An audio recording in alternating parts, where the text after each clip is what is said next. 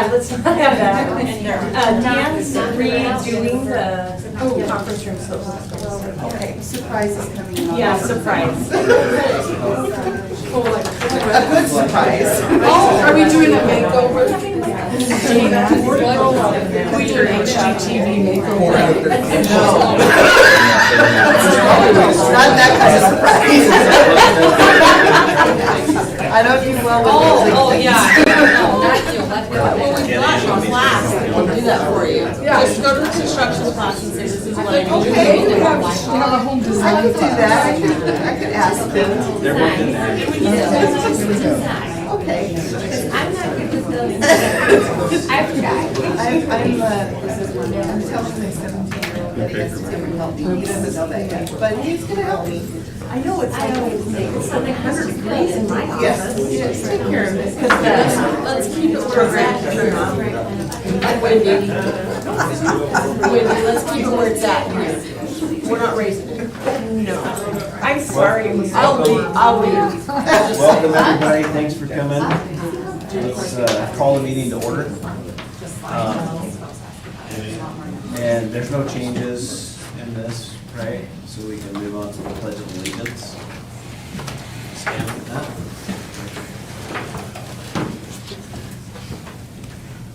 Ready? I pledge allegiance to the flag of the United States of America and to the republic for which it stands, one nation, under God, indivisible, with liberty and justice for all. Okay, do we have a motion to approve the agenda? Is there anything that we need to take out of there first? I need to make it did not get noted that it was an action for the first reading for policy 540.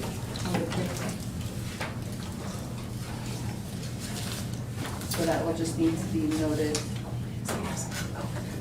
Oh, gotcha. that we are making an action item. Okay, we can do that. Okay, do we have a motion to approve the agenda with that change of the policy reading 540 as an action item? Yeah, I'll move to approve the agenda as noted. Do we have a second? I'll second that. Second? Yeah. All in favor? Joy? Aye. Aye. Motion carries, okay. Communications and celebrations, letter of thanks for hosting the Idaho Agricultural Teachers Association Summer In-Service.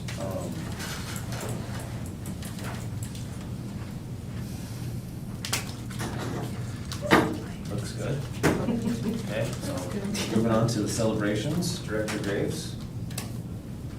Yeah, just in time. Chairman Grant, trustees, one of the worries I had moving from my old position to the new position was not getting to do this part, getting to come tell you about celebrations and championships and those things. So I account it all to me, because the first thing I get to do is tell you about two wonderful employees, but they were both, Superintendent Johnson and I went to the dinner at the state transportation, and both of these, it was really cool actually the way, and I don't know if I can get the story right, but Yvonne Bocci's awesome, and she tricked Brenda into thinking we were there to see Nancy and get her award. It was Nancy's anniversary, so they tricked Nancy into thinking that her husband got to come to dinner because it was their anniversary. Nancy thought we were there because Brenda got the award. For some reason, somebody had to cancel, so knowing that Lane doesn't mind coming to a free dinner, Lane got invited.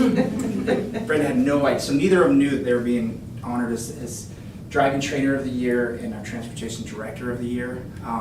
But just to get to see them in their element, I don't know how many districts there are, but to see how well respected both of these people are, and by not only their peers, but by the people that are in charge. So it's just another moment where I think later you're going to see that people are starting to find out about CUNA, but it's just another reason that CUNA is so awesome and we are so good.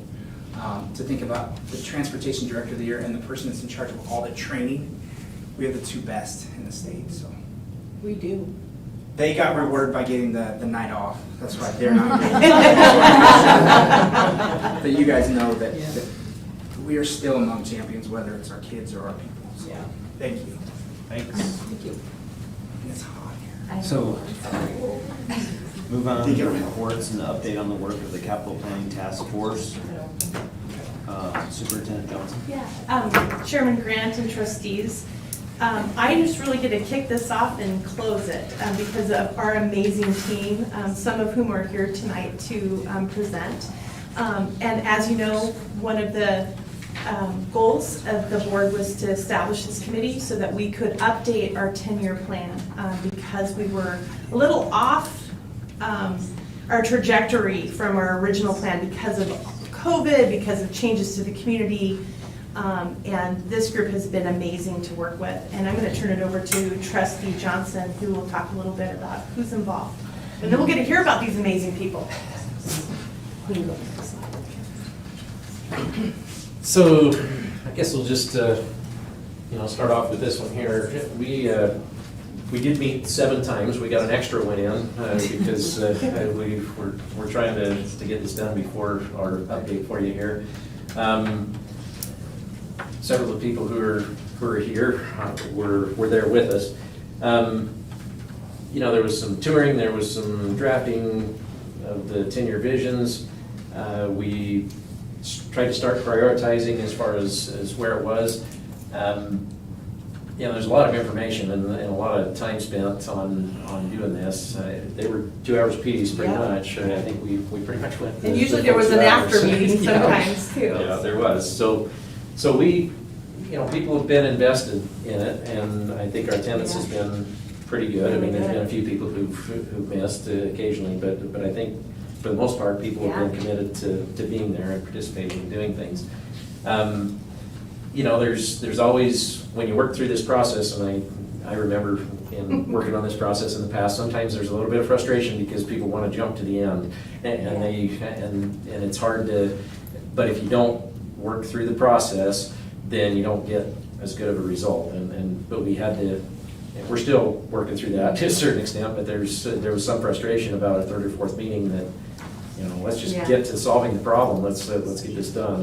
And so, but it's, it is a process. I think we'll have a lot better results if we follow the plan and work through the process. And so that's what we're here tonight is to give you a little bit of an update as kind of where we are on it. So, and our English teacher superintendent has a little bit of a concern about this as a problem statement because it has a question mark on the end of it. So it's probably not technically accurate that it's a problem statement. You can call it a problem question if you want. I guess. But, and this was about the first thing we did is we all, as a table, is broke into different groups, and we tried to identify what it was, and then we kind of synthesized that and edited it and put it down, and this is kind of what we came up with as far as, because, first of all, you have to know what the problem is in order to be able to figure it out and be able to define it. So we feel, this is a group effort, and I think it covers the gist of what we wanted to accomplish and what we wanted to cover there, so. All right, am I next, or I don't remember? I think this is Alicia. I think so. Yeah. So I'll take a little break here. You're not done with them yet, though. Hello, my name is Alicia Cotterill. This is Christy Hardy, and we are just 2 of many members and people who are interested in the future of our community. So I'm going to discuss the existing inequities in the buildings and in the properties that we have as a school district. One of the biggest things that we came across, first thing before almost, we made our problem statement, and then we started writing down what do we think the issues are. And one of the big things we came up with and realized is that in 3 of our schools there is gym space that is also cafeteria space. And I see heads nodding because many of us have lived this, and it is not fun. And I only lived it as a student. I can't even imagine it as a teacher or a cafeteria worker. My mother-in-law is the cafeteria worker at one of them. And so It just creates so many difficulties, and we need to fix that problem. There's also deferred maintenance issues, you know. At what point does it cost more to keep the building than to just rebuild? And we own quite a bit of land on each of these plots, so, you know, we need to think about that eventually. And then safety and accessibility are also, you know, concerns in these places. Did you want to? I had a comment on the safety. When I toured the oldest buildings with some other people in the committee, and I hadn't been in all of them before, and I found that student safety is diminished simply because of logistics of some of the buildings. I would say that everything that can be addressed has been addressed, so that it's not like a fire code violation. There's no violation or anything. They've fixed everything as much as possible, but just as an observer, as a community member and a parent, I would feel like that there is safety issues in some of these older buildings that do not exist in the newer ones because of the way the buildings are set up. Absolutely. And that also stretches to our programs. As a music teacher, you're not going to have time to set out all the musical instruments and the experiences that other music teachers can set out because of the way your building is made. Or maybe if you're the PE teacher, you're still waiting for the cafeteria people to put things away, you know, so that you can have your gym time. And because of the scheduling and the problems, like, it just causes headaches and it's a problem. And so obviously we need to fix that. It's just how and when. In our middle schools, that's okay. And break time. Yeah. I'll let you digest. Yeah. Okay, hopefully it'll stay there. In our middle schools, we are experiencing the same thing. From one middle school to the other, there's not equal, you know, athletic facilities, the cafeterias, classroom spaces. Again, the deferred maintenance, safety, accessibility, and really electives. Like, and as a community, I'm sure you hear, you know, you're always more proud of the school you go to, and you always want to say maybe negative things about another school, but in this case, there are more opportunities at one middle school than another. And so, you know, you just have to kind of look at those possibilities as well with electives. So, next slide. So what can we do to fix these things? That's kind of the conversations that we were having in this group. If we were to add on or remodel some of our buildings, more so, maybe not add on, but build on a lot you already own, that's gonna be a lot less expensive because you're not paying for the land. And all of the basic needs for that building are already there. So you're not putting in water, sewer, it's already there. If we were to add on or remodel, it would meet the needs to address these inequalities possibly. So one of the ideas that was thrown out is that we could repurpose buildings, like maybe make Hubbard into something else or build a new Ross or, you know, stuff. One of them that was thrown out was like the offices for the school district in maybe Indian Creek, you know, find a better use or a different use for that building. And then you just, you know, razz and build new. The downside to those ideas is that it doesn't really regain you any seats. You're not making any headway on numbers. Lots of advantages and disadvantages. You want me to do the rest? Okay. Yeah. Okay, good.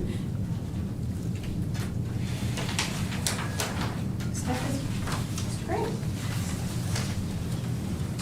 My slides are quick and easy, and they're also that start to show you the problem, but it's also a bunch of prediction. So the blue line is your 2%, kind of what we've always predicted year to year, and then the red is 5%.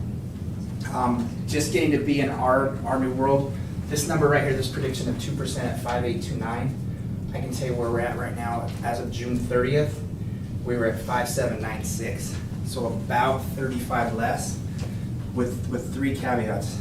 Initial Point doesn't really register their kids until the school year starts. So Initial Point numbers are 78 registered. We know they're gonna be between that 110, 120 number. Kindergarten parents don't really register their kids until that August. All of a sudden you're like, oh crap, I got a kindergarten kid, I gotta get them registered. Or this is your 5th kindergarten kid, you registered them 3 years ago because you're ready to get rid of them. And then the third part is preschool. Preschool is our hardest number to predict. So right now, we're about 150 down on preschool. We know they're there. We're just, so as of right now, I would say we're much closer to 5%, but this will be the fun number to get to track. How many kids are in that preschool this year, roughly? There was, I got the number of 100 to 120. Jeez. When you look The at the developmental and then the Head Start. Oh, yeah. And they're kids that we, Is that Ross? at Hubbard. At Hubbard. Hubbard, Yeah. okay. It wasn't Ross. It was, Yeah. for years. Yes, sorry. And in kindergarten, if you look at, this was a fun thing that David did, and I think this is our best prediction on where we're at. Kindergarten numbers right now technically are down 32, but that 32 is from September. So right now, as of June, we're up over almost 90 kindergarten kids that have registered by June compared to last year by June. Does that mean we did a better job communicating and people have registered sooner? Or does that mean we need 5 kindergarten teachers to start the year and let's go? 6, yes, what even? I already have 5. Well, I mean, total, to bring in new, so that's the number that's really kind of showing us, boy, are we closer to 5% instead of 2%. Did we ever get a number of how many of those preschool kids are inside city limits? So developmental preschool is our statutorily required for students who have some special needs, whether speech needs or some other developmental needs. But then with our community-based preschool, our partnership preschool, all but one, I think, were within the CUNA city limits, and the one was staff member's child. Okay. And they, remember, they have to qualify too financially to get free. How many kids are in that preschool? I think we had 14 last year. The hope is that we'd have a few more with the new space. But Head Start kids in development. Head so are Start's, all ours. yeah. They're all our kids. Yeah, Christy should be able to tell us. You're on this committee. Okay, am I right? Okay. Like, you're leading that, yeah. So you'll see this graph in a while. And the other 5% number is also kind of our best prediction with the development, that 0.65 child per home estimate. So, can I ask, so should we be relying on the 5% or should we be relying on the 2? That's my That's the concern. $1 million question. Okay, well, somebody answer it and then give me $1 million. There you go. Wait, don't they get the million? We're gonna get you data as fast as we get it so you can hopefully make that. This chart kind of just spells it out for you a little better. So at the top is current, I think it was February's numbers, of how many kids were in everywhere and the total. Then the estimated new, meaning that I think that was over the 10 years. So obviously we're gonna get 1,847 new kids this year. Right. But in those 10 years, that 9,700 number, or that, I'm sure it's a 97, shows you at 1847. So what would you need high school wise? KMS, it puts you, so this is the number you really want to see. The capacity's right here, and this is where we're over in those 10 years. And what would we need in those 10 years? So then, what do those numbers tell you? We have 2 K5. Is that at 2%? That's the 2%. That's at growth. 5%. Oh, that's at 5%. These are, growth, okay. these are kind of worse, yeah. Yeah. Okay, so Yeah. that's why I was wondering 5 or 2. So when you add the both types of elementaries that we have, these numbers all tell you that we need 6 K5 elementary schools. So red represents an overflow over the Over. next 10 years. Yeah. Correct, compared to the capacity and what we were at. Okay, New growth. okay. Part of this 6 elementaries is that kind of what the 2 ladies before me did. 2 of those would be repurposed elementaries, so they wouldn't really get you more seats, so the other 4 would have to, yeah. So you're talking 2 of them would be like if we did something at Ross, like maybe K5, Correct. which you have in your thing and that kind of stuff. Okay, got it. With a desired maximum capacity of 900 kids in a middle school, depends on who you ask if that's really a desired capacity. If you've ever taught middle school, we would need 2 additional middle schools. And then again, as we talked about, a dilemma for you, do we build new or rebuild? A 5A number is that capacity 1,800. If we want to be 4A in that sports world, we can't go over that. It's really 1,280, but it's just an easier number at 1,200. We would need 1 or 2 high schools when you take 3,600 kids. That's either 2 18s or 3 12s. Middle school is a little bit more difficult because we don't go over capacity. We go to capacity, but if we wanted, a lot of discussion centered around a new all middle school. But that slide just kind of puts the numbers into like, what does it really need? I know this slide, our committee really liked this last piece. It showed you what the numbers meant. It's kind of a shocker. It is. Yeah. I mean, it's a shock. I think the community needs to see that too. Wait till you get to the money. Yeah. That's the worst shock. My last slide is kind of the same information, just on a different visual. So the same 6 elementaries, 2 middle schools, 1 or 2 high schools. It shows you the 2 same numbers. For some reason, this number doesn't match, so we can, I Yeah. think we'll change that number. so I think it we matches. updated our numbers And get that. after this was, or So- before this was created. This should read 5829.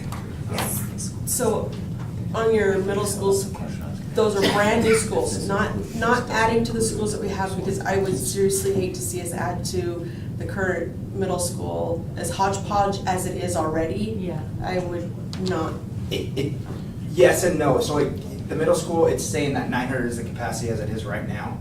I think there's an alt gym and maybe a little cafeteria ad that they talked about, but Fremont would get up to that 900 capacity. And right now And it's then still add 2. And still add 2 after that. Correct. I just have a question. When you're saying high school, I'm going to make sure I clarify this. You're talking 1 or 2 extra than the 2 we will have, as in Swan Falls and Cuna. High school. If you build Swan Falls and you stay 5A, you would be at that 3,600, the 2 18s. Okay, so then we wouldn't need Correct. So that. by the 1 would be finished, complete, build out Swan Falls to that full 1,800 capacity. If we and went- fill it. If we went If we 5A didn't instead worry of about the 4A, 5A, which 4A. Cuna likes What? 4A, I know. Yeah, but I can't we know. stay there forever? I really don't know that we can. I don't know. I just know with, If you The could members. stop building after 10 years, then we'll do it. yeah. But we can't. That's just it. So we might as well just Bite hold the the bullet bootstraps and do 5A. and go 5A and save a little bit of money right now. You know what I mean? Well, I think that's a question for the community too. Right. More than Yeah, no, I for us. agree. I'd like to hear Yeah. when you get that community, because I know when I've gone through here with my boys, the 4A was the big thing, because we just didn't have the money to hire for the 5A and to compete with the 5A. And so I don't know, but I guess I would like to see maybe some more community input on that. Anyway, thank you. The easiest way for me to say it is not to rip on my wife by any means, but sometimes you go shopping with your heart, sometimes you go shopping with your brain. Yeah. Or your wallet. Chairman Joy, she brings up a good question. She really does. You know, what do we want? Does the community want us to be more cost efficient, or do they want the 4A? And that's something we'll have to find out. Thank you. So I often hear rumblings in the community that echo something like, every time I turn around, the school board's asking for more money. And until I joined this committee, I did not realize that the state of Idaho provides exactly $0 for new buildings. And if I'm representative of the community, they may also not realize that. All you have to do is look around the community a little bit and you'll see, you know, all the subdivisions popping up, and any children that come in are required to be educated by the school district. And there's no funding for that other than bonds. And so just pointing out that the bonding is the only way. It is illegal to collect impact fees, And I thought I would point out also that through this committee, I have great faith in the school district's plans that they have done over the last 10 years, considering what they had to work with, what they could predict, and I would assert that the plans they have moving forward are good plans and that they will have made good use of money and will continue to do so. The bond was planned for, another bond was planned for 3 years, and they were able to stretch it to 3 due to, if I understand it right, being able to refinance, having better credit, and again, just making better use of making the best use of the funds with getting good advice on that. So the next slide kind of goes along with that, is that one of the things that the committee wanted to keep in mind is that the community really wants to have the taxes to remain stable. And so we have tried to kind of have a budget in mind. Exactly how that lands is a little tricky, and so Superintendent Johnson was going to kind of talk about that. Yeah, thank you, Christy, I appreciate that. Chairman and trustees, really what the slide tells you is this, is we had, as Christy mentioned, you had a very strong financial plan, and you worked that plan and took risks within that plan that have paid off. And I say risks in a very calculated, careful way. We know that our assumptions that were behind that original plan have changed a little bit, with new development being what it is, property taxes and values of homes being what it is. And so when we were talking with Michael Keith, who is our financial advisor to the board, he suggested that he comes back in August, which was our original plan anyway, to talk about another defeasance to save, again, more money for taxpayers, but also to talk about what sort of financial plan should be behind the needs that we have, considering all of the interests that we have. And so he plans to come back in August, and then if we need him again in September, wherever we are, to continue that discussion. So our financial plan considers all of our interests like we always do, but then we're able to put a dollar amount and start to plan the next 10 years like we did the first 10 years, but we've made it to about 7 of those years before things majorly changed. So thank you.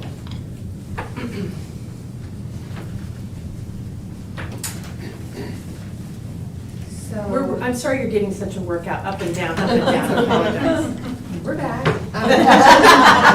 So, like Russ was saying, when we came into this process, we all came in and sat at different tables, and wherever you sat, that was your group. When you came back, you got to work with that same group. There were a lot of commonalities within groups, and so some groups were combined. And so, but even there were groups that combined, and then there were about 3 major different plans that were all being talked about, but even within those plans, we all had commonalities. Mm-hmm. So we all agree, and I'm sure you do too, we need to finish Swan Falls High School. How that looks, when it happens, those are different things to talk about, but we should finish it. We need to address the inequalities in older elementary schools so that all school students can learn and experience that same quality of education. We also need to address the inequalities between the middle schools. Again, same situation, we want everyone to have an equal education. One thing that hit me really hard in the planning when we were dreaming big that I missed completely is that we need to expand our transportation. If you have that many people and that many schools, you're going to need that many buses. And if you have that many buses, you're going to need to take care of your buses. And that was a huge piece of the puzzle that I completely missed. We also need to improve and expand our athletic facilities and provide the opportunities for our kids to excel in those areas. We definitely need those new elementary schools, middle schools, and one thing that kind of surfaced that I, again, was not aware of, we have an alternative high school, but we do not have an alternative middle school. And so that needs to be addressed as well. We have students who are not succeeding in the current atmosphere that they are in, and we need to provide a different atmosphere so that they can succeed. So those were all common themes within all groups. So then, some of the differences, so again, as she said, we had our tables when we worked together, and then some of them combined because they were so similar, and others were different. And so the next 3 slides, if you look through them, I'm not gonna point out every single thing, but we basically came up with 3 different scenarios, kind of. And some of the differences were like the dual language program, maybe moving to its own building. We brainstormed things like different ways to make use of the current buildings, but in a different way. We kind of spoke to that. One thing you also note is that I think every piece of donated land or pre-purchased land is made use of in some way. So we tried to use everything we already had. And so I think that just kind of goes through the next 3. So if you analyze these 3, it might take you some time to kind of see where all the differences are. But this is just an example of all the work that was put into our, with our little committees.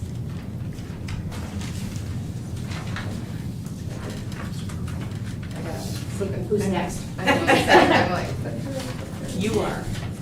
Oh, We will make you go sit down and come back construction up. costs. Oh, this is the fun one. So this is called sticker shock.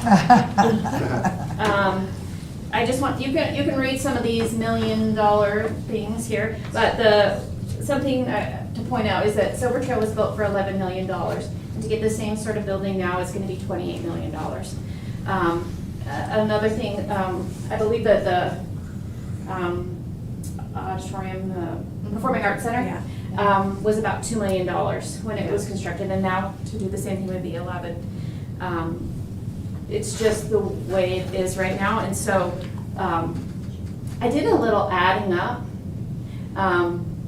and all the projects that we want to do, we absolutely can't. It's impossible to do everything that we really have on the wish list that we're, not really wishes, but needs. But some things that we brainstormed was is not finishing Swan Falls all at once, to break it up again into pieces. We really don't have half a school yet, which maybe we'd think we had half a school, but we don't. We could add another wing with classrooms and related spaces to get more students in for learning, and then we could do that at one piece, and another piece do the gym and athletics, or the auditorium and classrooms, or you could do it kind of a step at a time or all at once. But this is just an idea of some of the current costs and so what we would have to plan for. I thought that was pretty exciting that we have options. And because of that, we can service all 3 age levels. And I think that we really need to address, each age level, each age group, and make sure that everyone has a piece of the pie, if you will, so that we all feel that we are being cared for and have what we need, so. Good. All right, it's me.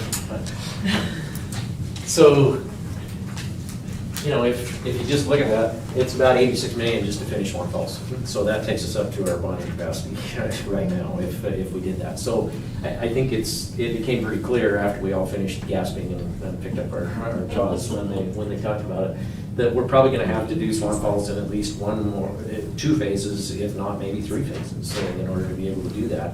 Or we wouldn't be able to do anything else, and I don't think that's really gonna work out either from my perspective. So there's kind of some differences like we talked about. I mean, Plan A talked about, doing about half of the classroom space for Swan Falls, finishing the athletic field so that we could have a functioning 4A type high school, 900 to 1,000 kids, maybe something like that. And that would get us there. And that would buy us some time, so maybe 4 or 5 years from now, then that's when you have to look at finishing it out completely and doing that. We probably wouldn't be able to do the performing arts right now, and that's not ideal because of the equality thing, but it's also feasible and possible that we just have to work with our schedule with the KPAC, and people would have to, and it would be a busy December, and it would be difficult to do that, but it's probably the hard choices that we're probably gonna have to make. So, I just have a question. So would Cunas High School be 5A and then Swan Falls 4A? Would it be two separate? Would we could keep be. it as Possibly. one? Yeah. Those are just some options that we Possibly. have to take a look at, okay? I mean, it depends on how we do it. If we wanted to build a little more classroom space, you might get up to 1,300 Yeah. or something in Swan Falls. I mean, it's possible that you could do that and be a small 5A school, but we're gonna gradually kind of grow a little bit anyway, so it's not that shocking or that terrible that we Right. would, if we added capacity for 500 or 600 more over the next 5 years, and then you went ahead and finished building it out. So what I'm hearing, Trustee Johnson, that you're saying is instead of, because I really just wanted to finish Swan Falls. It seems like that's what the community wanted, the people I talked to. But what you're saying is, after looking at this and doing these plans and projecting, we need to take a look at some other things. Is what you're kind of saying. I mean, we is can do that, but we won't be able to do anything else, basically. This is what it is. I think the maximum amount that we could bond is 86 million, right? Right. Which is Well, the cost of it. without some adjustments to some of our other things. I mean, it might That be would just be possible that we could Swan increase Falls. that capacity a little bit, But you know, we've got to be able to have the community buy in on that too. And according to the committee, they really would like to see some equality in this too, so they're saying, yeah, let's take a look at doing something different. Okay. I think we need an elementary school. I do too. A So- full K through 5. So that's what we're kind of looking at. I think both of these talk about doing something with the elementary. We talked about instead of what was it, 78,000 square feet or something like that, if we built the full $28 million version, we would do it a little bit more in a phase where we do about 55,000 square feet, which would be around 20 to 21, it seemed like, something like that. But build it with the idea, like we did Swan Falls, that it's built so that it can be expanded, and in the future, as we have more capacity and as we do more things, then we can make that a little bit bigger and do that. You know, there's a variety of things, I'm not gonna go through everything here, but middle school needs some help as well. I mean, we need I mean, our athletic facilities at Cuna Middle School are not awesome by any means, but we need to at least get them roughly equality, you know, so that there's an ability to do something there, and so there's some things. And then one other thing was, you know, kind of doing some sort of a bus annex, which would basically just be a place to park the buses, not necessarily building a full new facility or anything like that, but just so that the bus doesn't have to go all the way through town necessarily every single time they do it. So- As you know, these roads are getting more and more difficult to get out of. So B and C, we're somewhat similar on a lot of levels, like you saw there, but there's a little bit of difference in prioritization and those kinds of things. One thing I will say that was news to me, that the 100 acres that I've always thought works out great. We can build a middle school and a high school because it's 60 for one and 40 for the other. Awesome. You know, we could build two on there. According to our planners, our architects, that site's not a great site for a high school, right? And so it's probably could be better used as maybe an elementary school and a middle school, right? And then maybe sell off, you know, a chunk that we weren't able to use or trade or do something like that. So there may be some other options, but you know, I just always thought, 100 acres, awesome. You know, we've got 60 and 40 and we'll go with it, so. I have another question, Trustee Johnson. When it comes to the middle school needs, and we're trying to just add athletic fields and all that, is that something that can be put through on plant facilities? I know plant facilities are for buildings instead of bonding. Is that something you guys discussed at all in your? We didn't get into that. I mean, we did talk about the possibility of a plant facilities. That did come up in at least one of our meetings, and that would be another possibility, and probably something that we ought to put on the community survey, because it is a little bit different. It's a little short term, and it does create a little bit more flexibility. And I'm just thinking in taking that out of the bonding where we need more money. That is a possibility that we could do that as two separate things. I think in the past, as we've discussed it, it's, you know, you worry that if you add too many things on, people are just gonna say no to everything. And so you have to- Well, that's my worry now, plus with inflation and increase in our value of our homes, which, all of that, so I'm concerned about that. So, you know, I think on all three of these plans, you know, we felt like we could build get maybe 2/3 to 3/4 of a school at Swan Falls, and we could address some of the inequities between the two middle schools and build out some more classrooms and things at Fremont, and then build a new elementary school that may not be ideal size or as big as we would want it, but at least it would be functional, and then maybe do some of the other things. We do have to decide, are we going to do something with building on gym space and cafeteria? Are we going to deal with some of those things, or are we just going to repurpose those buildings to something else and build new schools? And that's going to be it, because you don't want to get caught like it feels like to me like 10 Mile is, where you pave it and then you tear it up and you repave it and you do all that kind of things. I think we need to decide what our vision is and what our plan is, and if we're going to remodel and if we're going to do that, then we have to be committed to having that happen, I think, and doing that. But if we decide it's better to build and do something, repurpose some of those buildings, it was kind of interesting because pretty much all the tables, even when we had like 6 different groups, everybody wanted to move the district offices over to over to Eddington. It was Well, that's been talked about before. Yeah, I mean, yeah. For 20 years ago, they talked about that. Yeah. Well, it's And maybe there's even some- do some of the preschool, the federal government preschool over there Yeah. too. So that was talked about one time. Anyway, let's see. So our next step, I'm not gonna spend a ton of time on this one, but our communications folks are very talented and do a good job for us, and so we need to design surveys and get the public's input. It's time to find out, give them a framework to work with, and that's what we think we can do. We're far enough along in the process that we can not just say blank slate, what would you like to have happen, but give them some reasons and some thoughts, and then get some input as far as what's important to them and what they think. Because, maybe we'll get 80% of the people, we don't care about anything else, we just want to finish Swan Falls, and that's all we want to do. And we'll listen to them if that's a good thing, but I kind of doubt that's going to happen. But that's a possibility. Is that people just say, no, spend it all, and build it all out and get it all done. So, again, I'm not going to spend a lot of time on this, but there was some discussion. I think it is something we need to get some input on. I'd love to have 4A schools. I think it would be great if we could do that. I don't know that it's super feasible when you look at even now the cost of starting over on a new high school, yet another high school.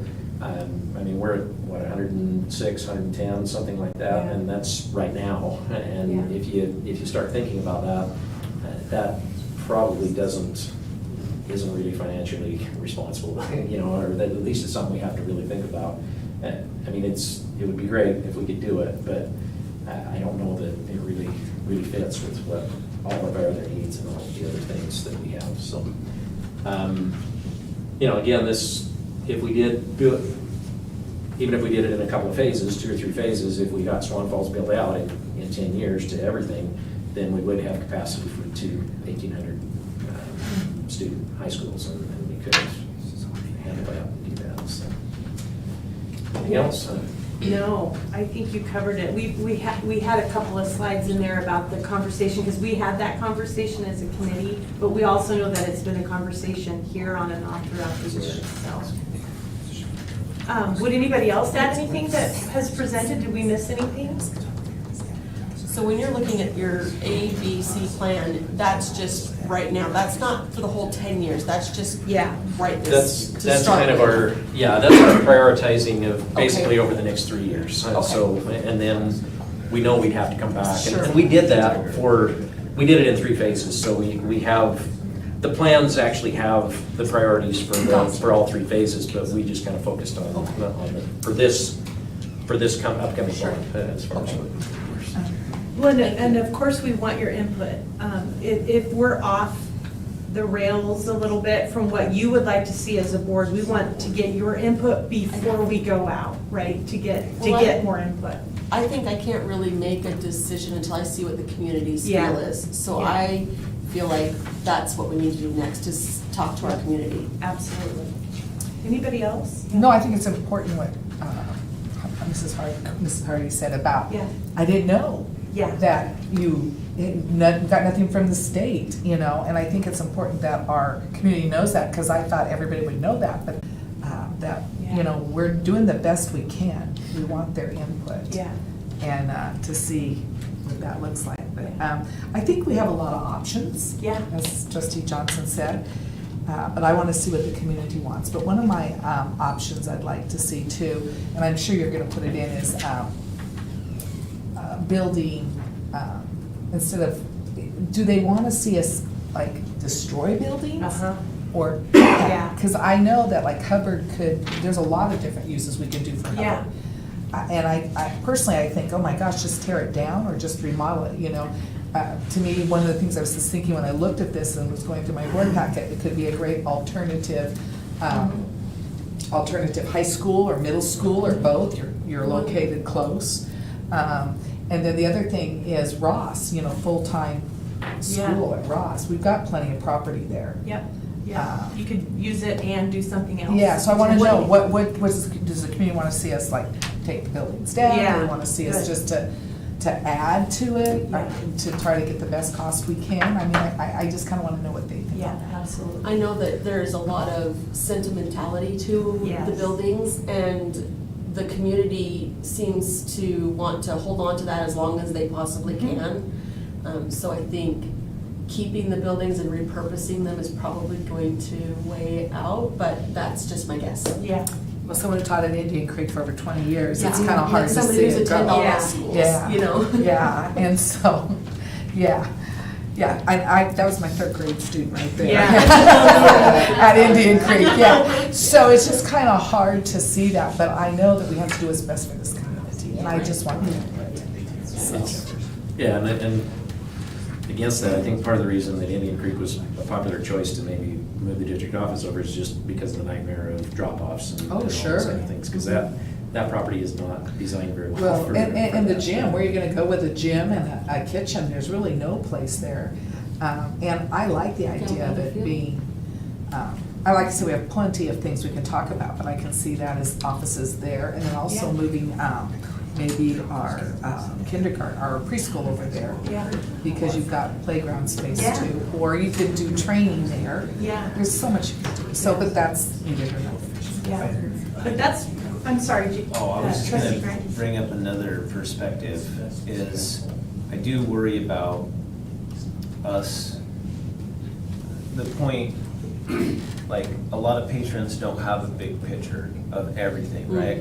So you're gonna have a patron that's gonna want this, you're gonna have a patron that's gonna want that, you're gonna have, at some point, we need to listen to them and make a decision and move forward. Yeah. And I wanna be careful that we're not spinning our wheels and wasting our time. That we need to move forward and make a decision too. Agreed.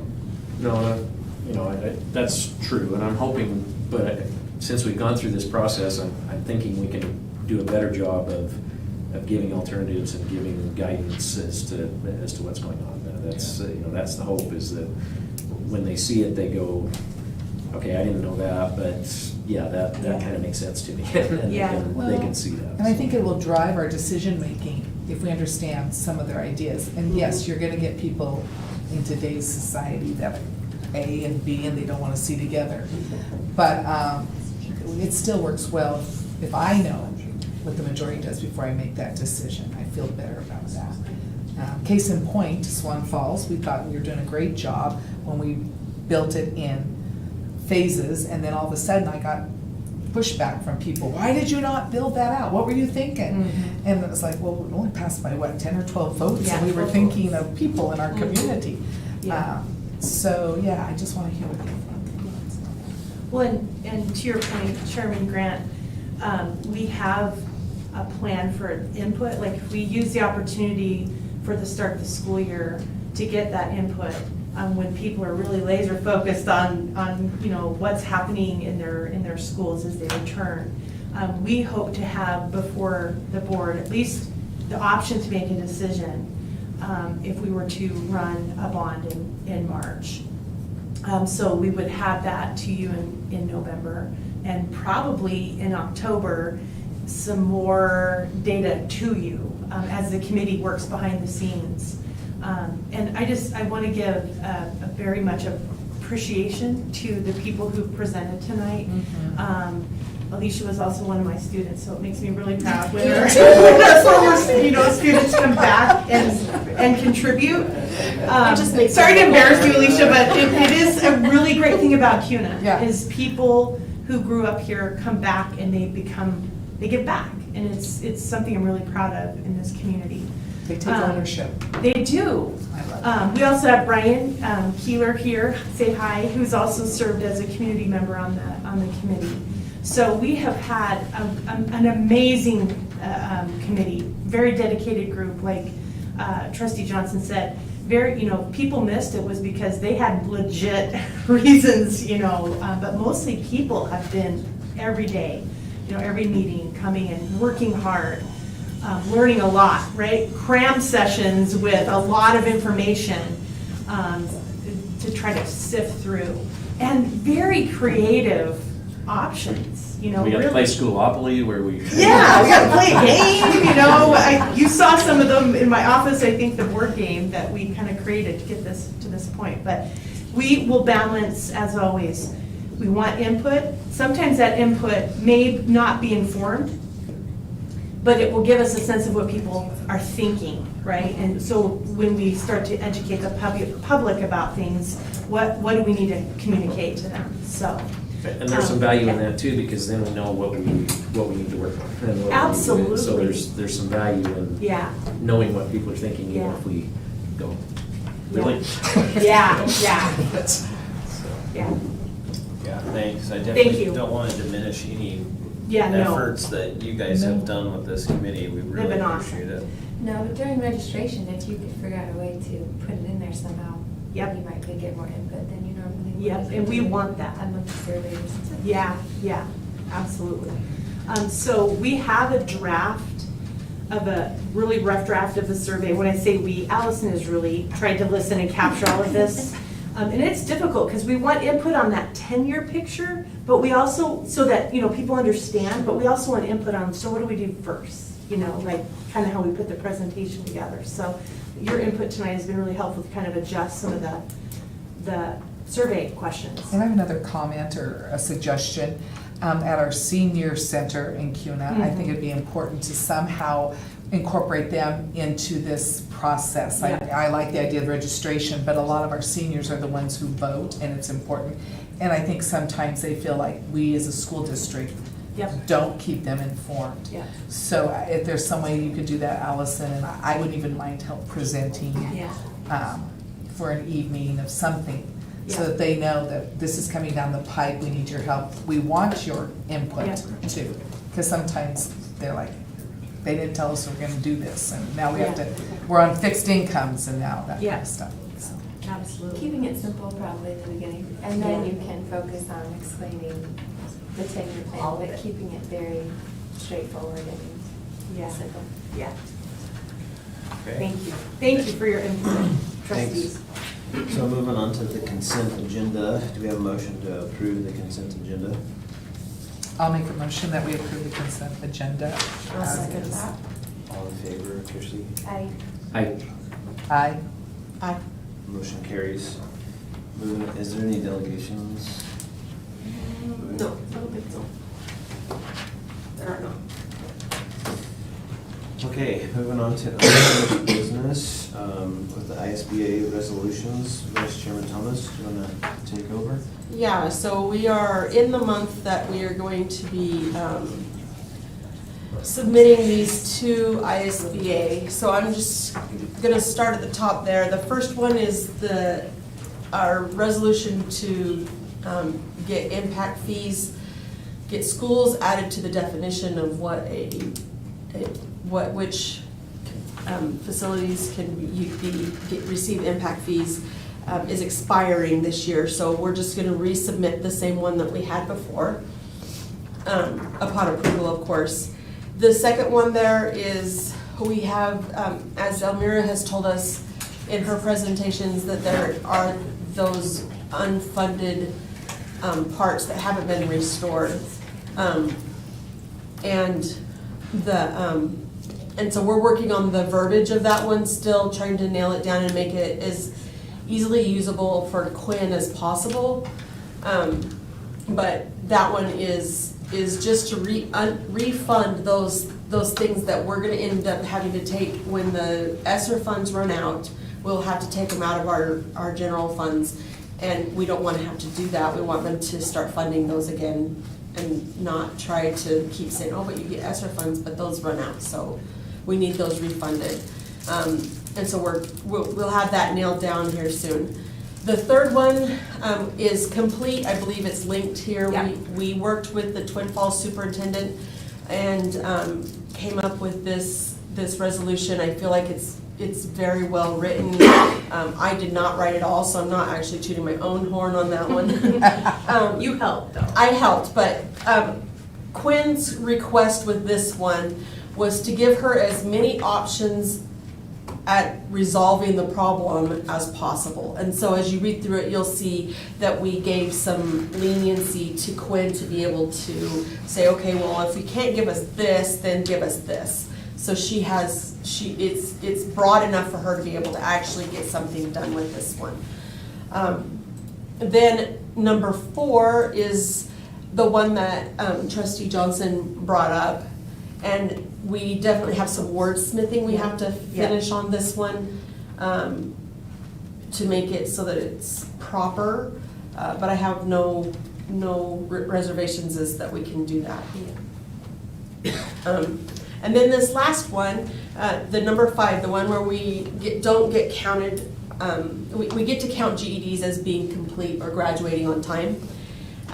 In our research, we're not so sure that it is a statute that needs to be changed so much as an IDAPA rule. And so we are trying to Quinn tomorrow to see what she thinks. But at this point, we're not so sure this one needs to move forward. If we find that it is a statute that needs to be changed, we will definitely do that, but at this point, we're thinking it's more a rule that we need to address with the state board. So what I'm asking is that we vote tonight to finish wordsmithing these and give us permission to submit them to ISBA by the 31st of this month. So you're asking 1 through 4, or you're asking 1 through 5? I'm asking 1 through 4, but with the condition on 5 that if it is a statute, we can go ahead and do that. But at this point, we're not sure. Do we have a motion? That would be my motion, that we continue to wordsmith the ones that need it and have it finished and submitted to ISBA by the 31st of July. Okay, and I'll second. Okay, all in favor, Kirsty? Aye. Hey. Russ? Aye. Aye. Okay, motion carries, thank you. Thank you. Thank you for your leadership at the state level on this. Appreciate it. Okay, moving on to new business. The plan to mitigate the financial impact development of the school district and taxpayers. Chairman Grant, would it be okay if I just took a moment to introduce our new Director of Strategic Partnerships, Danielle Horace? Oh, I'm so glad to be here. And I brought this up because I see that we have blinking screens, so. Yes. I'm adjusting.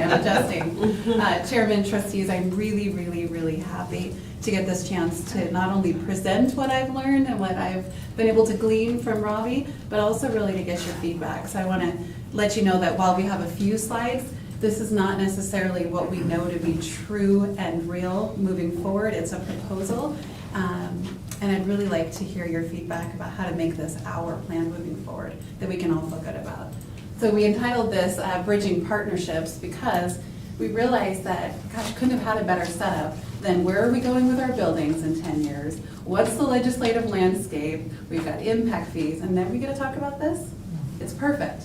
Great setup.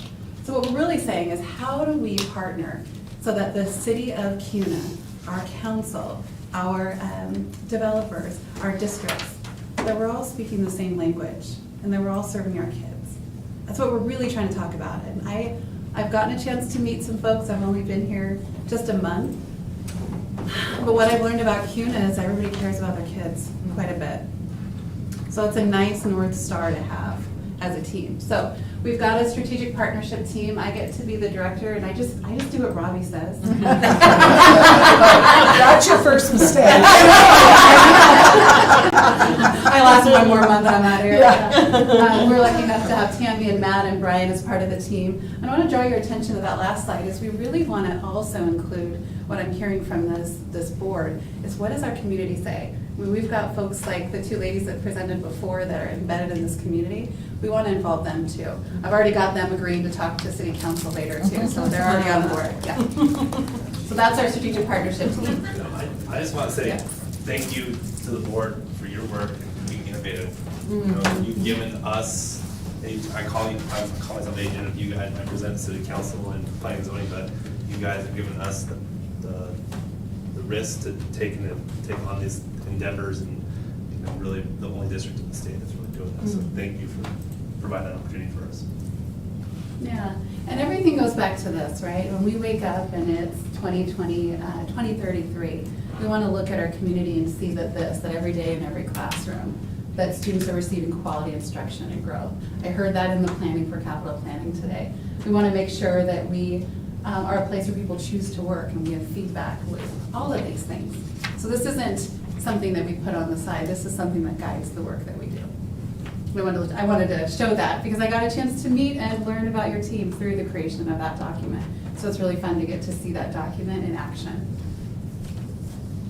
So, much like we do, because we have the English teacher leading our district, right? We define the problem. What is the issue here? And can we all agree to this? This is what we're proposing as the problem, Chairman and trustees, and I'm open to your feedback here. We reviewed the growth projections. We've seen the charts. We know we're not going to have enough school space to meet really any of the needs of our students, not just the learning needs, any of them. We realize that if we just sat still and did nothing, that in 10 years, we're going to have 45 students in our 4th grade classrooms in Canada. We did that just to make it real, right? 45 kids. We'd have to do like bunk bed desks or something. And we also know that when we look at the problem, our taxpayers, our moms, our dads, our grandmas, and our grandpas are shouldering 100% of the burden because we're unable by law to collect impact fees. And we also know that when we talk to our moms and dads and grandmas and grandpas, they're saying, oh my gosh, please stop. The cost of living has outpaced our salaries. So that's a problem. So we know that the impact of the school district for every single family home is over $32,000. That's the impact fee to the district. And that's through the Ann Westcott Galena Consulting data. So I'll pause there. Thoughts, questions? Are these the problems? I think if you look at the Ann Westcott, what she did for ISBA and for the district to project things like that, what we just heard from our group that studied this and said we're going to need 6 elementary schools, that's right on target with what Ann had said. And so I think following Ann's advice is solid. Good. Her data is what we use as the basis. Right. And I was going to say, in bridging, I think it's somehow letting the city council know how serious we are about this and how much we want to work with them and come up with plans so that we can take care of this because we're growing exponentially and something needs to be done. So I'd like to see somehow when you're talking, letting them know what are we going to do? You know, we just can't keep adding all of these subdivisions without looking at working with the school district. So I guess that part of that bridging, I'd like to see some of that as you define the problem. Right now, it seems like we have a problem communicating with them. So. Understood. Those things. Speak every time we don't have capacity. Yeah, and they want us to tell them that, and then all of a sudden, nothing gets done and it just goes through. So, and we're a critical agency now, and we thought that would help, and so it's just that communication of what. From what I'm learning, they're not allowed to turn down neighborhoods because of capacity of schools. It has to be like sewer, it has to be like a big issue. something like that, like a sewer issue or something like that, it can't be based on the number of kids in a school. They just can't do that. That's not what the law says, though. That's what they've been told. Well, again, communication. I differ. I mean, it is true, here's, and I was thinking about this today, that they said if they check the boxes, then they have to do it. Right. Here's the problem, though. By statute, schools are one of those boxes. By statute, schools are specifically named as doing it, including school districts to deliver services without compromising quality of service delivery to current residents or imposing substantial additional costs upon current residents to accommodate the proposed subdivision. I mean, that's what the law says. It's So maybe right in the instead of statute. using capacity, you find different verbiage that makes it sound like it's aligned with the statute. No, but So what we using have- capacity does align with it. Not Is that what according I to city understand? council. Well, I'm just telling you what they said. No, And that's what they said. yeah. And they're not gonna change it. I understand the problem, and Yeah. I'm not disputing that that's the problem. I think there's a fundamental misunderstanding, and as far as checking the boxes means, we're one of the boxes. We're one of the big boxes, and we're going to have to get to a point, either through negotiation and resolution and discussion, or we're going to have to take a test case up. And we're going to have to file a lawsuit and be prepared to spend the money that it's going to take to file a lawsuit and have a judge tell them that we're one of the boxes. And maybe the Idaho Supreme Court's going to have to tell them that we're one of the boxes. And that this statute means what, and it's possible that we're wrong, that my interpretation is incorrect, but I don't know how you explain, what does this mean then? If it doesn't mean anything, then why is it in there? Why did the legislature put specifically that school districts have to be considered if that's irrelevant and it doesn't really mean anything? That doesn't make any sense to me. And so, I'd rather resolve it by discussion and compromise and talking to them, but it may be necessary to have a judge tell them what this means.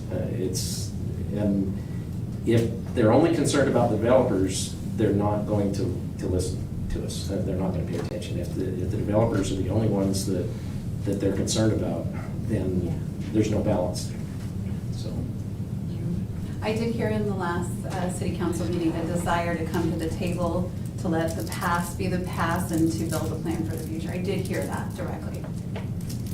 So coming maybe in it's new. presented as, what does it do for our sewers? What does it do for our capacity in a way that makes them understand, like, it affects that part of our district, so they get what we're trying to say, but in a different kind of way, a different explanation. And I'm all for with trying to find common Right. ground and trying to help them understand that it's. And so honestly, I just don't think some of them care. It's getting ridiculous. It is. Okay. We're So- happy that we have your husband there helping. He was a huge help last time. He was. Oh, that's a different slide. Sorry. Did we move? Do you want to go back to the terms one? Yeah. This one? No. Green goes scooch down. Is it different? That's okay, you put it up there. Yeah, that's great. So here's some of the consequences of growth, right? It's not the word impact, it's just a consequence. That we know that we have an urgent and dire need for support. That if there was a button to press to say, we're at code red, we're not gonna serve our kids well, we're not serving them the way we want to today, and we're certainly not on path to serve them the way we should be for tomorrow, we're there. We are in crisis. And it's okay to use those words to expedite these urgent need for decision. That without action, in 10 years, we're going to have 2,700 kids roll up to CUNA School District, and there won't be a seat, classroom, or teacher for them. 2,700. And are we gonna sit there and say, well, you see, it was supposed to be that guy, and then this guy, and we interpreted the policy, and then the impact piece? No. These kids need a teacher. 2,700 of them. We're not on path to deliver it. And we got that number because when you say 2%, 5%, doesn't seem very much. If you say you get 2% or 5%, that's not much. When you say 2,700 kids, that's a lot. And that's Danielle's, her storytelling is the finance. She's great. Yeah, it's about the kids. It's not about a percentage. These are children. We know that our taxpayers want to help. You know, we've got these engaged moms and dads and grandmas and grandpas. They're helping to the extent that they can, but the growth is outpacing their ability to help and to serve these kids. And we know we need everyone to play their part. That's the baseline. So we think these are kind of the things we know. I'll pause there. Does that match with the things that you believe to be true? Yes. Yeah? Yeah. I'm really concerned about the kids, and I think they're a priority. That's why I'm on this board. Yeah. And I really think it's important that we do something, whatever that is, communicate that. Create a plan to educate them, right? Yeah, or create a plan for us to work together to do something. And it's not, none of us would be sitting here, none of you would be here if it wasn't about the kids and the fact that we're not pulling this stuff out of the thin air. This is reality. This is what's gonna happen if we can't work together and we can't figure out the problem or the solution. And so I think you're on target with, I love the storytelling that you're doing, you know, giving it to them in real, feel it in your gut numbers, so. Well, and another thing I'd like to see maybe too, along with this, is other communities have faced this. I'm gonna say STAR, and they've kind of put a kibosh on some of the R4s and R6s, I think. So if other communities are doing this, why can't we do it? Is it something that we can take a look at? So maybe that's something in bridging that, to take a look at. I know we're not the only community that's growing in Idaho like this. What are other communities doing to help meet the needs of their districts? That's a good question. I have a friend that is the city engineer from Meridian, and he's head of the engineering department for the city. And he sits in the same meeting for Meridian, and multiple times, or I'm not the school board, I'm sorry, with the city, and multiple times they deny development because of schools. Like 50% of the time it's that or more. And he has talked to some of the engineer out here, and feels like they're on an island. That they want to be like that, but the overall feeling is not there. Okay, thanks for the feedback. So we did put some terms up here just to level set, because this is a complicated topic, and it is much easier just to say, oh, well, the schools failed to plan, so that's simple. It's much more complicated than that. And then we start explaining, and then we start using terms. So I thought I'd level set some of our just language to make sure we all know what we're talking about when we say bond, when we say impact fee. We created, right, the term voluntary support. Those are developers who support the district with money. That's what it means, not support with thumbs up, support with money. Cost per student, Robbie, you have that one. Yeah, just Anne's presentation, she was spot on. Yeah. It's, it's $32,000 or $112 per square foot of the school. That's how much it costs for a student in our district. And I just want to be clear, when we talk about bridging a partnership, we mean when developers financially contribute. That's what we mean. That somehow when you make a bunch of money because you built a bunch of houses that create students for our schools, that somehow you're part of that solution financially. Okay, and then critical agency, we've got that defined so we know what it is. Any questions about the terms? Did we define them accurately? Well, I guess it's probably a good time to point out that our attorney tells us that critical agency doesn't really mean anything. It's just a made-up term by Canada. It doesn't appear in statute. It doesn't appear anywhere else. So that made us feel good, but it doesn't really change anything as far as what they do. Okay. But I guess going through this, it's interesting to me that ACHD doesn't appear in the statute. Sewer districts don't appear in the statute.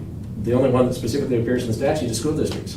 So I don't understand this point that we should only pay attention to sewer districts or sewer capacity and ACHD, because they're not specifically named in the statute, but school districts are. So that's a problem, I think, in perception, and we're gonna have to help people understand that, so. But the basis is there. I didn't know that before The basis today. is Thank there, so.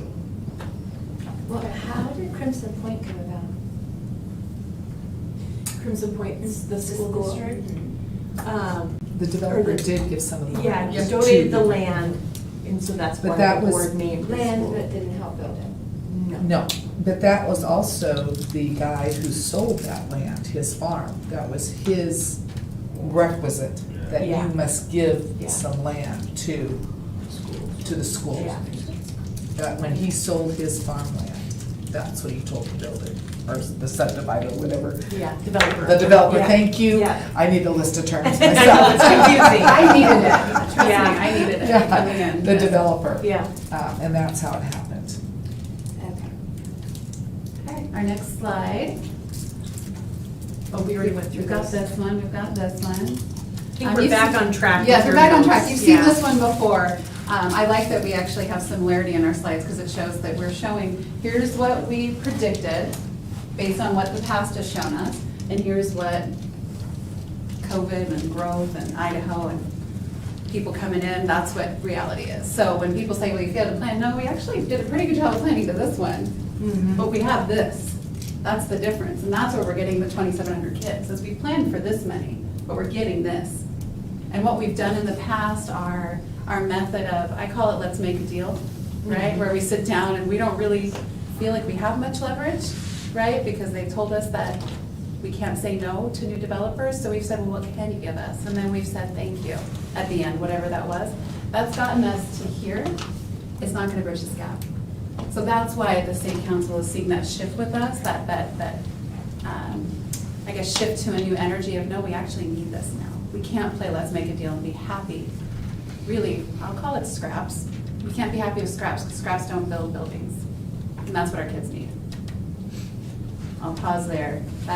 Tell me how, like, I want feedback from you if I'm saying things the way that you would want me to say it too. I'm almost practicing how I would talk to folks about this. And I'd love to have you say, nope, that's not how the board feels. So I think are builders allowed to build schools? Sure. If you can convince them to do that, let's do, but I don't know that you can. That's a big chunk out of their income.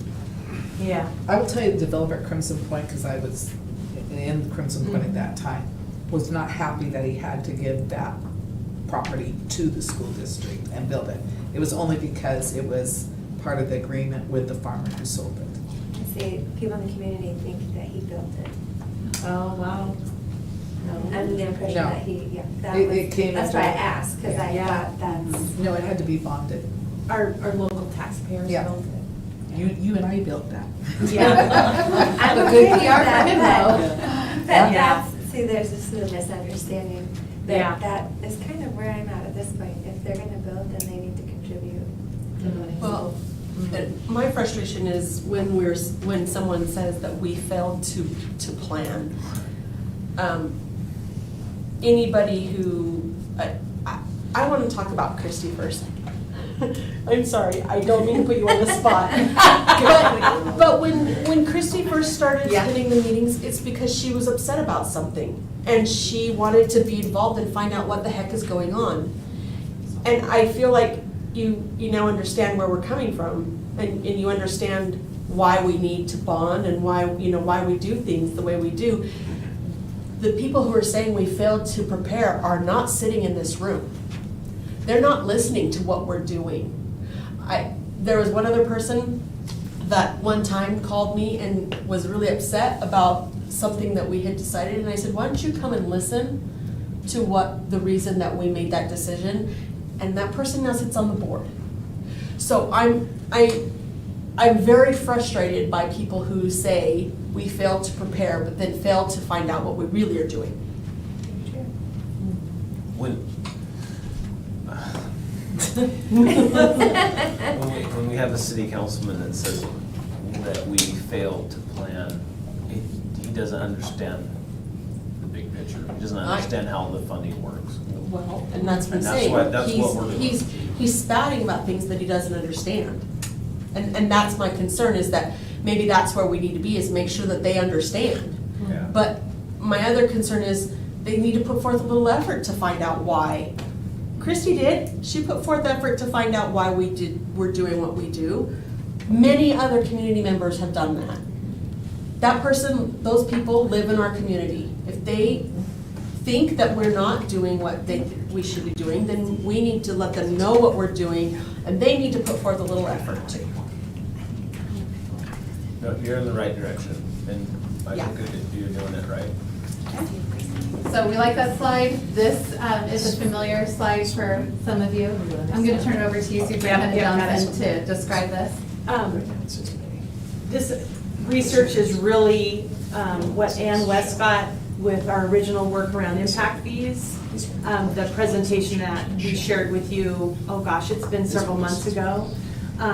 What does a school district or a home, what is the financial impact of the school to the school district? So this gives us a number from which to kind of base within that research. The presentation was, I don't know, 25 slides or so. So this is just a piece from that presentation that just shows that. But the rest of the research is defined in that presentation. So it's really the foundation for what we're going to propose next. Yeah. So this is our foundation, that's last slide. And I really like this question. Yes. This one, I think, is one of those fundamental questions of, well, who then? Who should pay for growth? And then how much should they pay for growth? That's maybe something, maybe we have an idea in our heads, maybe those ideas are all different and we're operating from that. But I'd be curious what folks think about the answer to this. Is it 100% moms, dads, grandmas, and grandpas? Because that's what we're doing. Is that fair? I would bet there's a lot of people out there who say no. A lot of voters who would say no. Okay, so this number is key right here, this 32,270, which you remember that one. That's a lot. So the next slide says, and I want Robbie to talk about this one because I know that he's got all the experience with this. So, when we talk to the big developers, they believe that growth should pay for growth and that they should be contributing, and some have, but others don't communicate with us, don't care. They think that we are not as critical in the statute, and so they just move on or ignore our phone calls. And the big thing is transparency, because we have been doing let's make a deal. We haven't been able to be consistent. When you're not consistent, then you have a weakness at the bargaining table. If you're consistent, you hold a line, then you can bargain. And so that's where we need guidance from you tonight. You know, do we do that? Where is that? Because we want transparency, we want consistency, because this is so that we can take that to the developers when we're in those pre-application meetings before they go to planning and zoning. I guess my question is that something we decide, or is that something we decide with the city council? You know, I know what I'd like. As far as transparent and consistent, yeah, I think that all of them should do something. I think this is, ultimately, it's a city council who gets to decide, and they can choose to reject Right, what that's what I'm saying, we yeah. have. But I think we can help ourselves by having some predictability and having some reasons for why we're saying what we're saying. And it also helps in the negotiation phase, because then, you know, we can do that. But ultimately, if the city council wants to disregard what we say, we have no power over them to force them to do it. So in other words, you're saying, what would you like to see? We have a proposal Oh, for good. your Show us a proposal, because Sorry, we I have don't to be have very careful with this line, given that impact fees are illegal for us. We have to be very careful on this line, and I'm nervous. I'll just say that. Okay. So what we know too is that our developers talk to each other. So when we tell one, hey, we need this from you, their response is, well, I talked to my buddy Joe, and he said you said this. So we haven't been, that's one area where we can conceivably fall on the sword and say, you're right, that worked for us when we were at this growth, it's not working for us at this growth, so we need to shift. Prime example, the developer developed in Valley View. They said they'll give us, Valley View wants this number, but we want a different number. and so they know they talk. Oh, between school districts. One of the developers, because Developers. they're going to every Okay. city council, and they're going to every pre-app meeting, so they know Gotcha. what's going on. We're the talk of the BCA right now. But we also know that the impact number is different too, right? And so that can be, when we think about the work that Ann Westcott has done, just in helping ISBA really, because of your leadership, to get that impact fee resolution move forward, there is a different number because every community is a little bit different, right? Well, we saw that with West Data Yep. and with Yep. us. It's similar, you know. but it's a little less. It's different. Yeah, because when you take into account the commercial level in each of the different Yes. school districts, Yes. there's a different burden on the residential than there Right. is on The the, taxable income. which is also a city issue. Yeah. That is true. Yep, they could have more commercial coming in. Okay, well, so we're building to the proposal. Our next slide, so this is it. This is what we think. When we sat down as a team and we looked at our history, we think that if we say, hey, developers, please contribute $3,270 per home, and that's 10% of the overall impact that house has on our school district. And we're also saying and/or the equivalent of $3,270 per home. That's really the impact of, that's getting us to go to our moms and dads and say, okay, now we'd like you to only fund 90%, because we got 10% from our developers. We believe that we need a finalized and consistent enforceable legal process to our plan. We'd like to feel good about, once we sign it, that we're not just doing a handshake and a high five, that we actually have a plan to collect the money. That's a plan. And then we really want to build this partnership with the city of Kuna. I think when we strip away some of the past, we do want the same thing. They don't want 2,700 kids rolling up to our schools without a classroom. So if we do all these three things, we believe we can prepare, we think we can provide students with the education they deserve. Go ahead, maybe. No, I think we need to get our thesaurus out and we need to not use the word impact. Yeah, see, that's, I think that, we need to, I, yeah. I have problem and with that. I'm sensitive to what trustee Thomas said. So if we put the So- word consequence here or Yeah. something like that? Yeah. Well, yeah. And I think there also has to be some amount of flexibility. I mean, I think we can be predictable, but certain circumstances could warrant some amount of flexibility on that. And so I don't know if we want to do that by having a range. I don't know if we want to just have this number, but also if they can come to us with some good reasons as to, maybe it's a really, the way that the subdivision is designed, the busing is not an issue at all in that particular subdivision. It doesn't cause us hardly any impact at all. Maybe there needs to be a little bit of flexibility there, and I think that also helps with not having it be just this rigid, inflexible amount that's assessed, but have, hey, this is what we think the impact is. You tell us maybe why it shouldn't be that. Tell us why your subdivision has factors that make it so it shouldn't, so you shouldn't pay that full amount that we think really the consequence is on this. And I think that's okay to have a little bit of flexibility and still be predictable, and still have that. I don't think we have to be completely rigid as far as. Well, I think the equivalent's there, because if you take, there's a development going in, the 1,600 homes. Yep. And they're donating 12 acres. Well, 1,600 homes times 3,200 is 5 million. Yeah. Well, that 12 acres of land, that's only, what, $2 million. So there's still a shortfall of the, meeting the 10%, plus when they donate that land, they check another box, when the city has green space, and so they get, it's like. No, and I'm okay with win-win solutions. Yeah. The green space is fine, Yeah. but in that particular situation, I don't think 10 or 12 acres is anywhere near enough. And so they're gonna have to step it up and do a middle school site for us maybe, or they're gonna have to maybe do cash plus that in order for us to feel good about signing off on it, in order for us to be able to do that. Well, and I agree with what these both guys are saying. And I know that doesn't help you guys with transparency and staying even, but there has to be flexibility or it becomes an impact fee.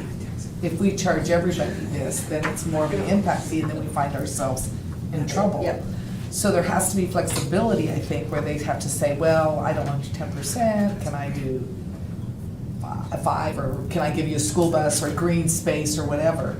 And I know that doesn't help you, but I'm afraid if we say, okay, this is what we want, and it's 10% or the equivalent, then it becomes an impact fee, and I think we're gonna have issues. Yep.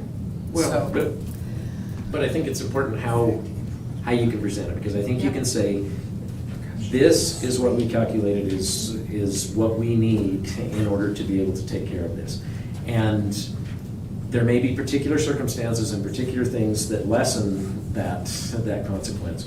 And if you have some of those factors that would lessen this, we're willing to take those into consideration and to listen, and maybe we can do some things. But I think at that point, we've laid out our case, kind of it becomes their burden to come up with the reason why they should be relieved from this responsibility. Yeah. And I think that's okay. I think we can do that. Yeah. I don't have a problem. Does that help you? It does. I see it as issuing credits, right? Like if your burden is less than the $32.70 per house, right?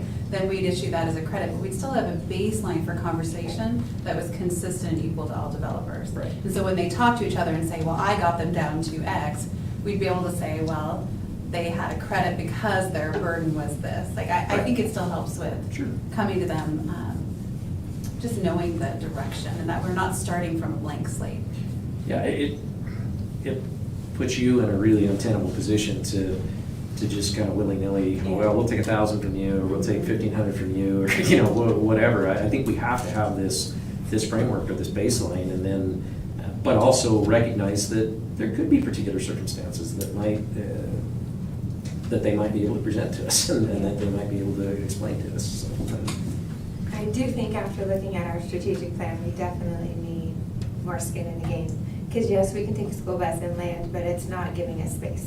And we really need space at this point. And so I feel like this is going to put us in that opportunity where we can add more money to building our schools and doing the work that we need to get done in order to sustain with the growth that's happening. So although it's nice to have other options too, like they really need to put money into the community. I mean, you can use the word influence instead of impact, influence per house, to make it sound a little bit better, but they need skin. I just envision maybe on our second bond that we have to do 6 or 7 years from now, that if we have been able to be successful in implementing this plan and doing this, and let's say we have $20 million in that fund, and instead of bonding for $85 million, now we bond for $65 million, and we're able to take that out to the community and say, we could have, what we need is $85 million, but we were able to pre-collect this, and we're able to do it, and I just think that's not only financially responsible, but it just makes a big impact as far as how the community perceives what we're doing. Well, it's such a fine line though between impact fees and it's just really a fine line. So even hearing you say that, I'm thinking, oh, someone might say impact fees, and then we're in trouble. So what do we gotta do for this motion? Do we need to change some verbiage here and come back with another motion, or do we wanna change it now and then make a motion? Can we go back to that one? Are you creating a group? That's the plan. Yeah. Get their input, is that what you're thinking? And then come back. I mean, but obviously it kind of needs to be addressed It's, now. and let me just say, I guess one more thing as far as whether it's an impact fee. It's not an impact fee because we can't assess it.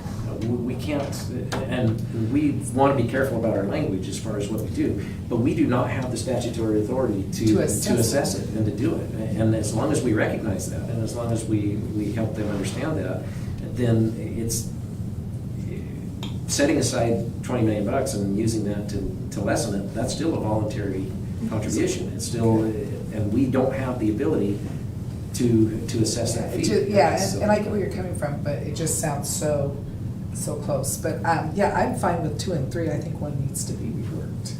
Take out the word impact and put consequence. Something. Like that. Support fee. Or influence. Okay, I like Somewhere. influence. That's personally. I don't like the word fee. You don't like And something that says, something about flexibility too. And I don't know what that is. So let's go back when we met the lawyers, Yes. and they said support Yeah. fee was for support, voluntary support. Voluntary support is Voluntary good, support. yeah. Second MFT. Who knows? That's true. I think we're trying to nail down the leprechaun.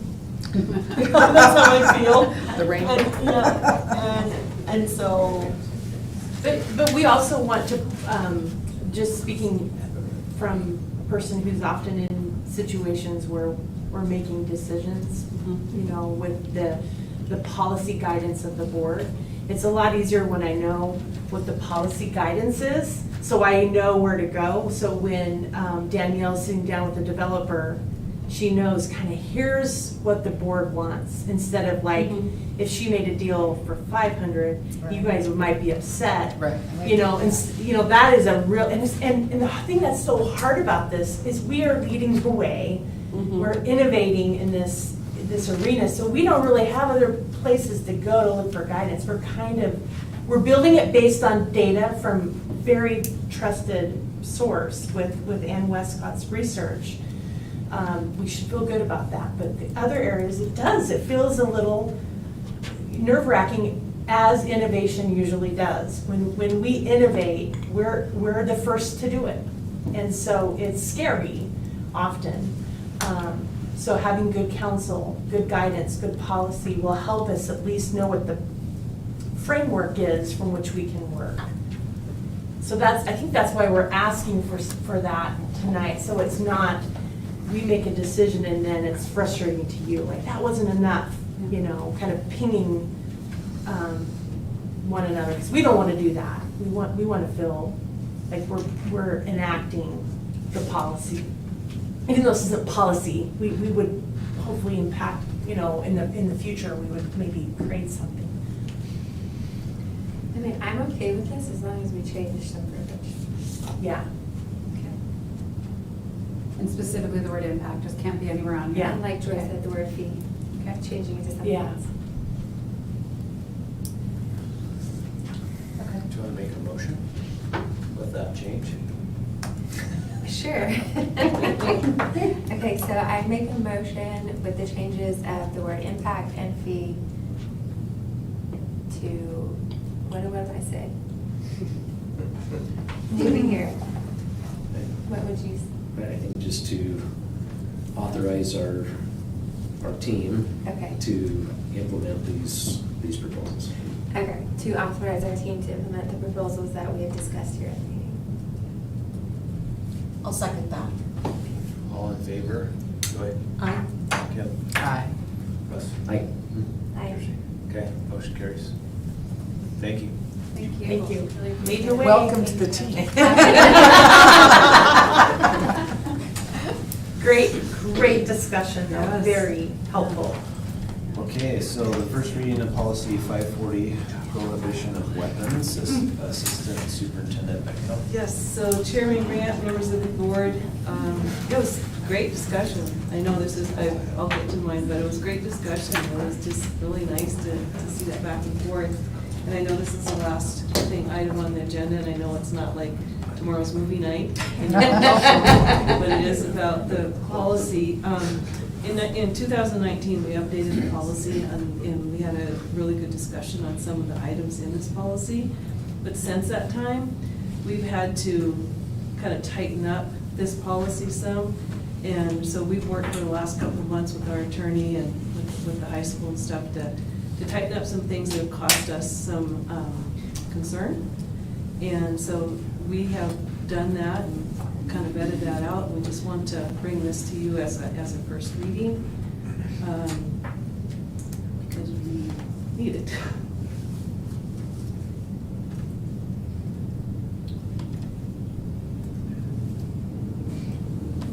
So it's just, I mean, it seems to me it's just more particular as far as our definitions. Yeah, and it is. And Just one of the- maybe potentially filling some holes as far as. And that's what it is, and if you wanted to scroll down just a little bit, Deanne, keep going, one of our, let's see, right here, where we had to cross that out, that was something that caused us some real trouble this year, so we said any knife, and any toy gun, any is a weapon.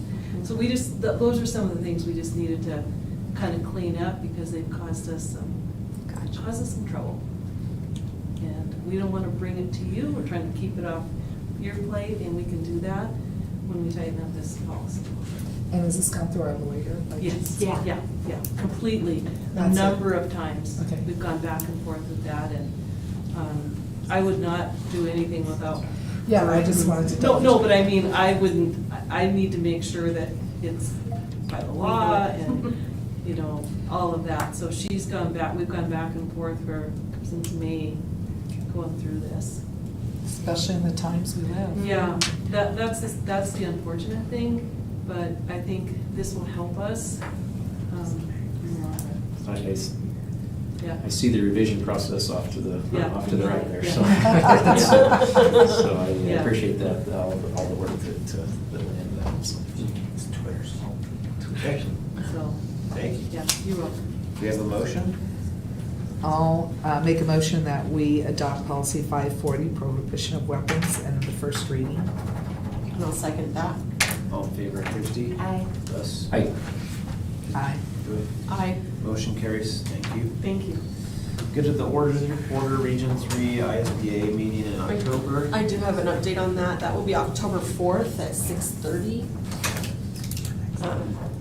We intend on having the culinary arts group cater that for us. And then we will be taking people on a tour of our magnificent school. So I encourage all to attend, please. And the ISBA annual convention in Coeur d'Alene, November 9th through the 11th. Yeah, it's in November. And actually, I think there's 2 different classes that will be taught by people from the district, so awesome. we need to be there. Okay. Do you have a motion to adjourn? I'll make a motion, we adjourn. Have a second? I'll second it. All in favor? Aye. Aye. Aye. Aye. Motion carries, we are adjourned. Thank you. Yeah, 208, 724. 1402.